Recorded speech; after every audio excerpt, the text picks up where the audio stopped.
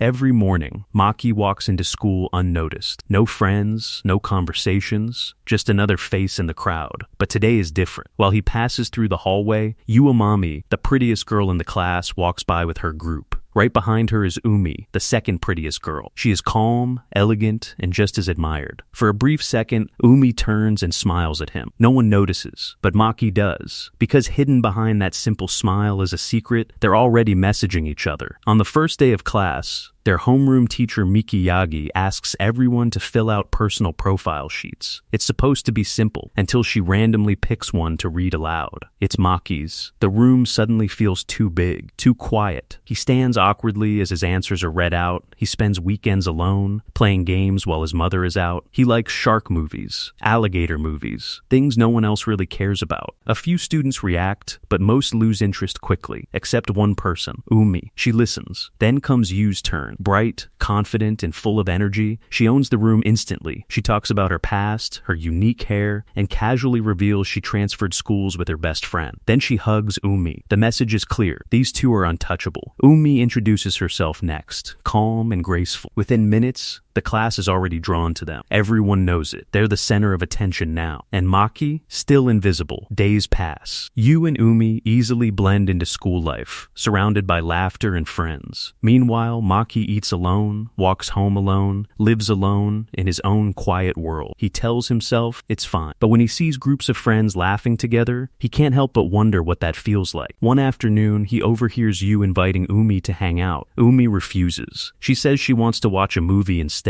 When Yu sees the movie, she loses interest immediately. It's strange, not her type at all. But Maki notices something important. That movie is exactly his kind of movie. For the first time, he feels like someone out there might actually understand him. Later that day, inside a video rental shop, Maki reaches for a movie and accidentally bumps into someone. It's Umi. Their first real conversation begins here. At first, it's awkward. Maki tries to keep things short, but Umi doesn't leave. Instead, she smiles and says something unexpected. She came here to talk to him. To prove it, she shows him her profile sheet. Many of her answers match his, but she admits the truth. She changed them. After hearing him speak in class, she realized she related to him more than she expected. Maki is stunned. No one has ever done something like that for him before. She asks him to recommend a movie. He does. She laughs at the cover but listens seriously. As they talk, something slowly changes. Maki, who can barely hold a conversation, starts to relax. And when Umi mentions she likes a movie he loves, that's it. That's the moment everything shifts. For the first time in a long while, Maki makes a friend. Now, that secret friendship has grown. Umi casually visits Maki's apartment like it's the most natural thing in the world. She brings snacks, guesses his food order perfectly, and makes herself at home. They play games together for hours. Umi confidently says she'll win. She doesn't. Not even close. She loses again and again, getting more frustrated each time, while Maki quietly enjoys himself. Still, they laugh, argue, and keep playing like it never matters who wins. Later, while cleaning up, Umi teases him for staring at her. He panics, tries to explain, and only makes it worse. She laughs, pokes his stomach, then suddenly tickles him just to see his reaction. It's playful, comfortable, real. Before leaving, she pauses and says something that changes everything again. Let's go out on Friday. Not stay inside, not play games. Go out, like normal high school students. Maki freezes. Outside? With her? Just the two of them? Umi explains she wants him to experience real life. Shopping, eating out, having fun. She even admits she feels bad always coming to his place. So this time, she'll take him out. Maki hesitates. Not because he doesn't want to go, but because of one thing. What if someone sees us? Their friendship is a secret. Umi just smiles. She throws one last joke over her shoulder. If we get caught, we'll just say we're dating. Maki turns red instantly. She's already gone. At home, Maki tells his mother Masaki about his plans. Her reaction? Shock. She thinks he's being bullied. When he explains the truth that he actually has a friend, her expression completely changes. Relief, happiness, pride. She gives him extra money without hesitation. For her, this moment means everything. Her son is no longer alone. The next day, Maki and Umi message each other. She jokes that he should pay for everything. He refuses, insisting they split the cost. At school, nothing has changed on the surface. Umi laughs with her friends, talks like normal, acts like Maki doesn't exist. But behind her back, she secretly signals to him, a small, hidden gesture, a reminder their connection is still there. Later during lunch, Maki sits alone as usual. Then he hears something, Umi's voice. He looks over and sees her talking to a senior student. Not wanting to get involved, he quickly gathers his things to leave, but suddenly, Yu and Nina appear out of nowhere. They've noticed too, and they're excited. They want to watch. Before Maki can even respond, they grab him and pull him into hiding with them. And just as they expected, the senior finally speaks and asks Umi out. Hidden nearby, Maki, Yu, and Nina watch in silence. Umi doesn't hesitate. She turns him down. Calm, direct. No room for misunderstanding. The senior pushes a little further, asking if she already likes someone else. Umi pauses, then says no. From the shadows, Nina sighs in relief. She already knew the answer. The guy has a reputation for being a player. Even Yu admits he once asked her out too. For Maki, this whole moment feels strange. He's not used to being part of something like this. Watching, listening, being pulled into other people's lives. Umi quickly leaves, clearly not wanting to stay any longer. The others follow. But just before leaving, Yu suddenly grabs Maki's phone and saves her number. Maki freezes. Now he's not just hiding one secret. He's hiding many. Later, at Maki's apartment, Umi is already there like always. Comfortable, relaxed, like she belongs. Maki brings up what happened earlier. He admits he overheard the confession and apologizes. Umi brushes it off. Then the conversation shifts. She asks if she is popular. Maki thinks about it. Of course she is. Maybe not as much as you, but still, she's someone everyone notices. Days pass, and suddenly it's Friday, the day of their not a date. At school, Umi awkwardly tries to leave early, making excuses to her friends. She is clearly excited, even if she tries to hide it. Nina immediately teases her, suggesting she might have a boyfriend. Yu looks slightly worried. Umi shuts it down quickly, but her reaction says enough. At the station, Maki waits nervously, adjusting his clothes and overthinking everything. Then, Umi arrives. For a second, Maki doesn't recognize her. She is dressed casually, simple, natural, different from her usual school image, and somehow even more beautiful. She notices his all-black outfit and laughs, teasing his terrible fashion sense, before casually mentioning he should dress better next time. The words linger in his mind. There is going to be a next time. They start their day together at a shop filled with anime goods. It is Maki's kind of place, not Umi's usual scene, but she enjoys it because she is with him. As they walk, Umi suddenly complains about his formality. She wants him to speak casually, without distance or politeness. Maki struggles, but agrees on one condition: she has to call him by his first name too. Umi looks away, embarrassed, saying not yet. Still, something shifts. They become more relaxed, more natural. They stop for lunch, keeping things simple with burgers and fries. They talk about movies again, and Umi brings up a ridiculous one about a flying shark with angel wings. The G is terrible, and the story makes no sense, but Maki is instantly interested. Umi suggests they watch it together next time. Again, that phrase lingers. Next time. Maki hesitates, asking if it is really okay. Umi simply reminds him that Fridays are free. At a nearby table, some girls from school start whispering about Umi, judging her and questioning her image. Umi hears everything and suddenly smiles. She leans forward and asks Maki to help her. Before he can react, she raises her voice and acts like they are on a date,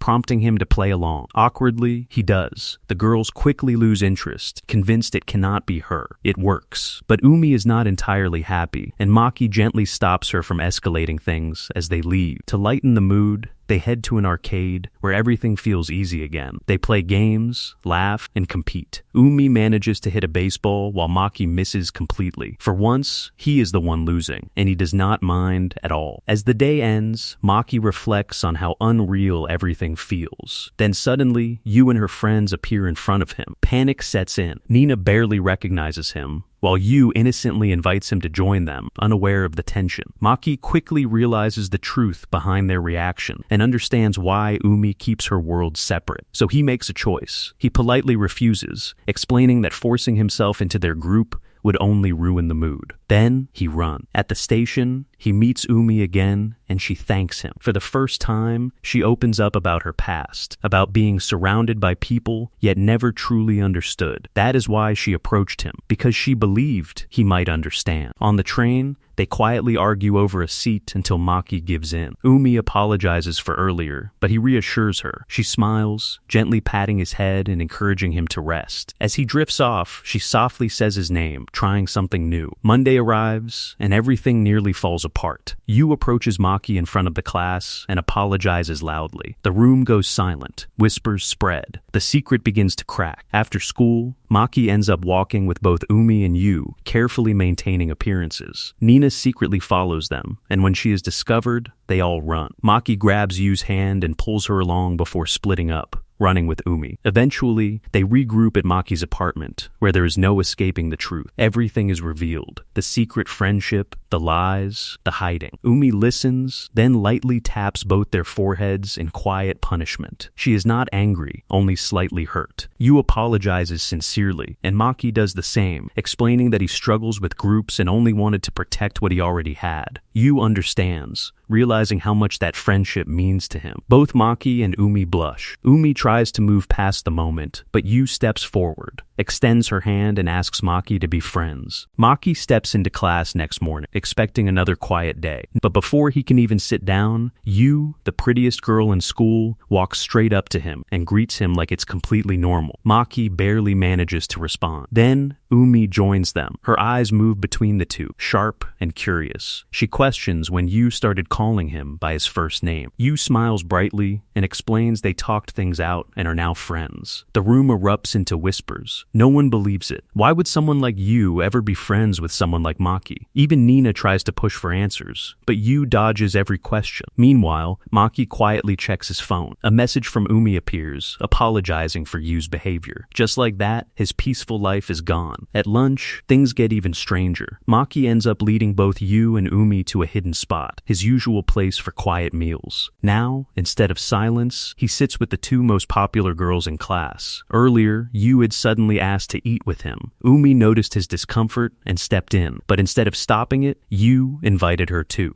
Now the three of them sit together in an unexpected scene. Yu immediately notices Maki's lunch. It looks homemade and carefully prepared. She asks about it with surprise, and Maki confirms he made it himself since his mother Masaki is often busy. Yu eagerly asks to trade food, and Umi watches closely before trying a bite of his omelet. Her reaction is instant. It is genuinely good. For a brief moment, Umi seems almost unsure of herself. Maki's quiet skill reveals something new. The conversation continues, and Yu becomes even more excited when Maki casually mentions he also makes sweets, including a successful banana souffle pancake. Yu is amazed, finding it hard to believe. Maki brushes it off as easier than it sounds, but Yu immediately wants to try it. Without hesitation, she asks to visit his home after school and invites Umi along. Maki pauses briefly before agreeing. Yu rushes off to buy drinks, leaving Maki and Umi alone. Umi watches Yu leave and quietly comments that Yu is a good person. Maki agrees, beginning to see it for himself. But Umi adds a quiet warning. Being close to someone like Yu brings attention, rumors, and pressure. Maki does not seem concerned. He has always been an outsider. Still,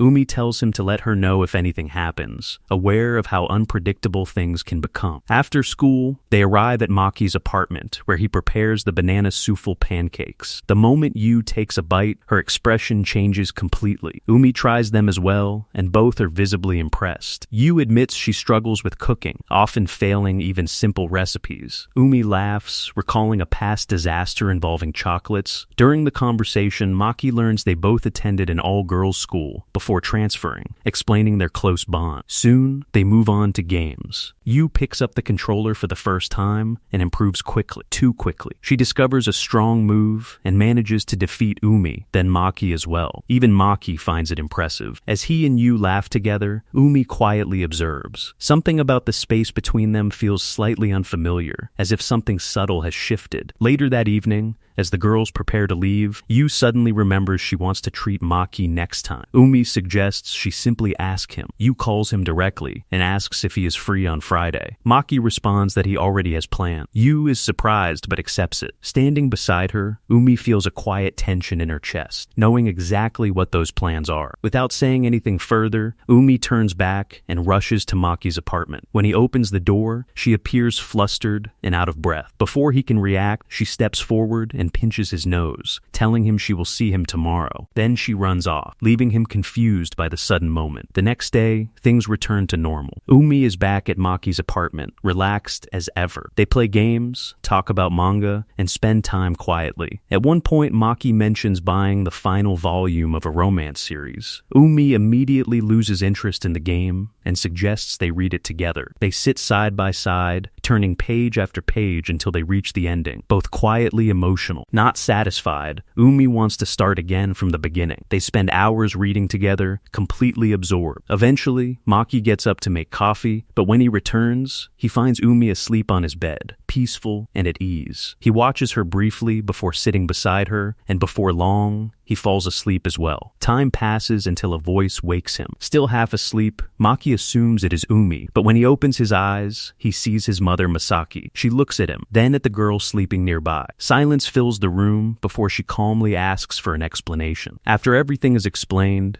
Masaki contacts Umi's parents. When the call ends, she smiles, and it is decided that Umi will stay the night. Umi takes a shower, but the spare clothes do not fit, leaving her to wear Maki's clothes instead. When she returns, he is caught off guard by how different she looks, more relaxed, more natural. He decides to sleep in the living room, but Umi stops him and asks him to stay and talk. They sit together, joking lightly before Maki brings up whether they should tell Yu the truth about their hidden friendship. Umi considers it carefully before deciding not yet. She wants to choose the right moment. Maki accepts this without hesitation. That night, as he prepares to leave, Umi quietly wishes him good night, admitting she felt nervous saying it. Maki feels the weight of the moment, realizing how meaningful such a simple exchange has become. The next day, Maki visits Umi's home to apologize. Her mother, Sora, welcomes him warmly, showing clear interest and teasing curiosity. She already knows about him and seems pleased. Umi tries to stop her, embarrassed, but Sora continues, joking about their relationship. Umi reacts instantly, flustered, while Maki struggles to respond. In the end, Sora simply asks him to take care of her, and Maki agrees without hesitation. Back at school, the class prepares for the upcoming sports festival, but no one volunteers for roles, leading to a random draw. Maki is selected, and the reaction is immediate. Complaints, laughter, and dismissive remarks. Some students suggest whoever is paired with him will have to take care of him. Even Nina feels uncomfortable with the reaction. Umi remains silent, though internally she is clearly upset. Then the girls draw their lots. One by one, they avoid the role until Yu steps forward. She looks around the room and asks a simple question about why everyone dislikes Maki so much, and the class falls silent. She then directly asks the teacher if she can join the executive committee because she wants to work alongside Maki. Although the teacher prefers to follow the lottery system without exceptions, she asks Maki for his opinion, and he calmly says he has no objections. Meanwhile, Umi draws and reveals that she got selected in the lottery and says whoever draws the lot gets the job. Yu argues that she said she would volunteer, but Umi quickly stops her, realizing she is reacting emotionally after seeing Maki being put on the spot. Umi tells her that her apology should be directed to the entire class, not just one person. Yu apologizes to everyone, including Maki, and he assures her that he was never upset. After that is settled, Umi finalizes the committee lineup, and it will comprise her and Maki. They sit down, and Maki praises Umi for handling the earlier situation well, but Umi insists that Yu deserves the credit. She points out that Yu ignored the atmosphere in the room and stood up for someone important to her without hesitation, something that even left an impression on Maki. After school, Yu thanks Umi for stepping in earlier, admitting she might have made things worse if she had continued arguing. Umi, however, thanks Yu for defending her. The next day, as class representative, Umi announces that their class will hold an exhibition during the cultural festival. Although the maid calf proposal was rejected, she encourages everyone by suggesting that successful cooperation could earn them permission to wear cosplay.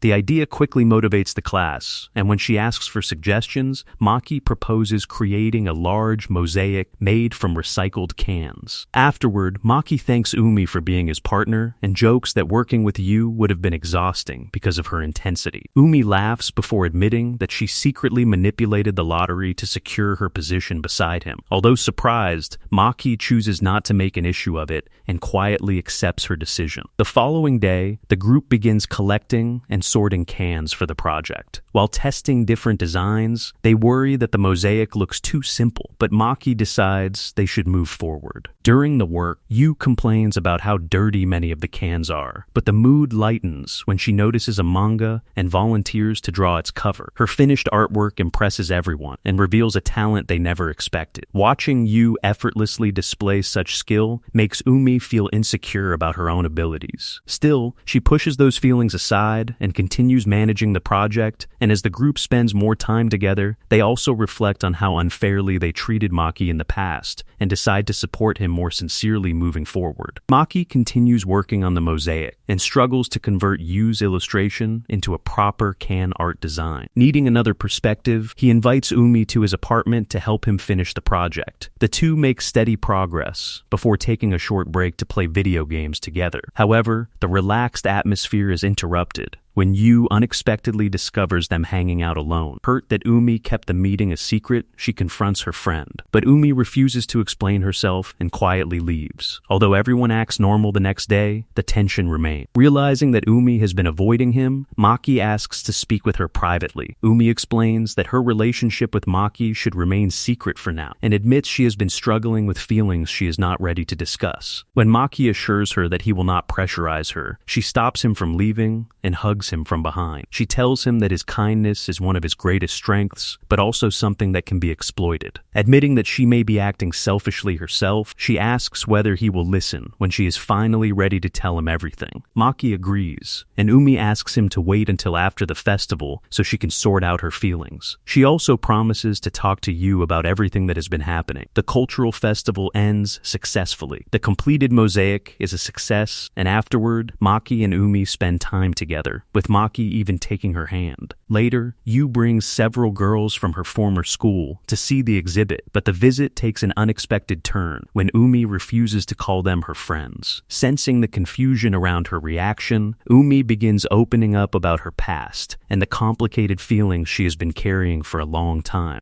In elementary school, Umi was close friends with Manaka and Sanae when she noticed a lonely girl named Yu sitting by herself. After following her to a park, she learned that Yu had just moved to town and had no friends because she had been bullied at her previous school for her unusual hair and eye color. Wanting to help, Umi held out her hand, declared herself Yu's first friend, and promised they would walk home together. Umi soon introduced Yu to Monica and Sanae, and all four became inseparable. Thanks to Umi, Yu realized making friends was not as difficult as she had feared and gradually became cheerful and outgoing. Things changed in middle school. Yu was happy to share a class with Umi, but became sad that Monica and Sanae were placed elsewhere. Umi reassured her that she would never be lonely as long as she stayed herself, and that prediction quickly proved true. Yu made friends everywhere she went, and although Umi occasionally felt left out, she never thought much of it until she overheard classmates admiring Yu's beauty and envying the person closest to her. Only then did Umi realize that Yu had become the star of their year and that everyone wanted the place beside her. Rumors spread that Umi did not deserve to be Yu's best friend. Hoping to reunite the group, she planned a movie outing, but Manaka and Sanae claimed they were busy. On the weekend, she went to see the movie alone and unexpectedly found the three of them hanging out together. Hidden nearby, she overheard them admit that they had lied to Yu and told her Umi wanted to study. Even worse, Yu had never bothered to confirm it with her. At that moment, Umi realized that her friends did not care about her at all and only wanted to replace her in Yu's life. Back in the present, Umi finally admits that she lied about their old school's expensive tuition because she wanted to escape those friendships and start over somewhere new. She never expected Yu to transfer with her. Yu explains that she followed because they are best friends and insists that although she cares about many people, Umi will always be her priority. Instead of comforting her,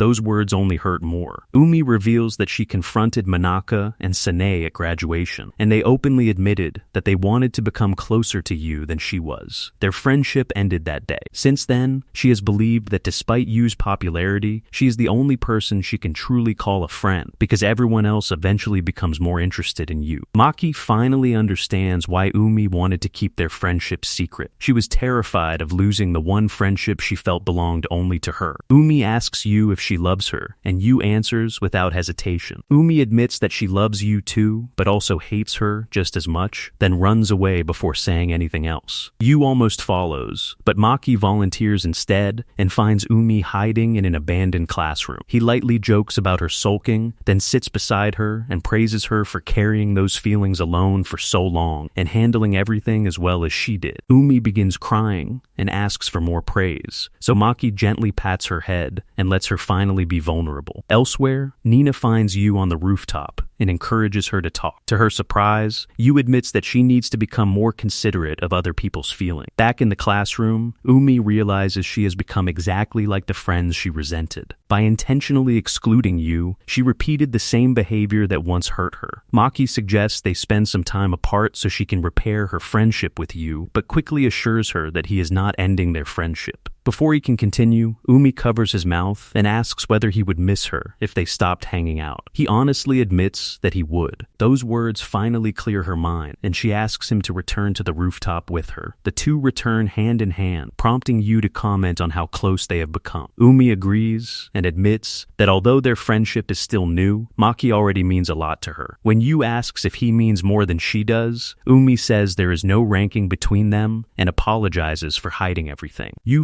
finally snaps and calls her an idiot, admitting that she was terrified their friendship was falling apart and even feared that Maki had replaced her. The two embrace and finally understand each other. Umi then reveals that she and Maki plan to stop hanging out for a while, but Yu immediately rejects the idea and says she would only feel guilty. Instead, she proposes that all three of them become friends. Later, Umi and Maki find themselves walking around school while holding hands because Yu insists it will help them become proper friends. Nina eagerly takes pictures, and Umi drags the terrified Maki into a haunted house just to laugh at his reaction before buying him a cola afterward. As they admire their mosaic art, Umi notices Yu talking with Manaka and Sane and smiles. Later, Yu joins Umi and Maki at his house and quietly observes their usual hangout, trying so hard to stay unnoticed that they completely forget she is there. After losing a game, Umi admits that she has too much fun with Maki and wants to continue spending Fridays with him. Yu happily agrees, relieved that there are no more secrets between them. When Yu leaves, she insists that Umi stay because Maki might feel lonely otherwise. Afterward, Umi and Maki watch a movie together. When he sneezes, she shares her blanket with him, and he nervously moves closer until their shoulders touch. Umi asks if she can call him by his first name, and he agrees before calling her Umi in return. Caught off guard, she lightly smacks him while smiling. Gathering his courage, Maki admits that she looks prettiest when she smiles. Flustered, Umi hides her embarrassment by teasing him and asking if he is in love with her. As he walks her home, she suddenly asks if he really likes her. Unable to understand what she means, he hesitates. Umi then admits that the answer is complicated